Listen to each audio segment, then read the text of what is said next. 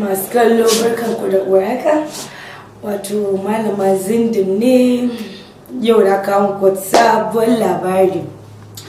Masu kallo yau zan yi magana akan wata mata ne da mijinta. Wannan mijin matan nan yana aiki a airport a Lagos.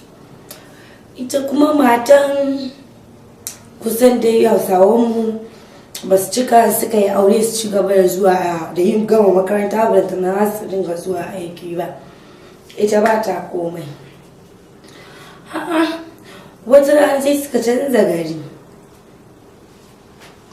sai suka zo nan Kaduna.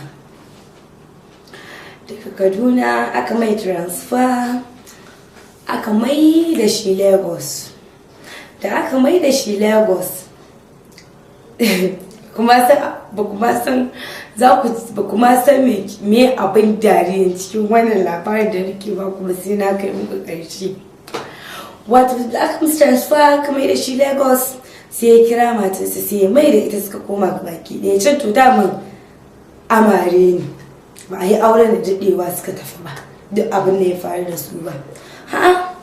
Wata rana irin ta dawo ta zo duba irin surkanta da ƙannan mijinta, haka ta zo rana ɗaya zauna haka ana fira, sai ana fira masu zuwa hajji.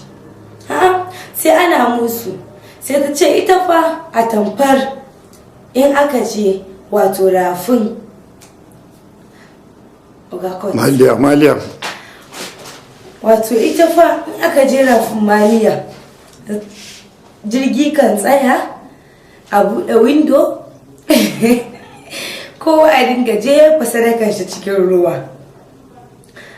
Sauran suka ce a labaran su ba su yarda ba, su ne sun ci an ce rafin Maliyan nan jirgi rafi na jan ruwa na jan jirgi, ana addu'a Allah kowa na addu'a Allah ya sauke su lafiya.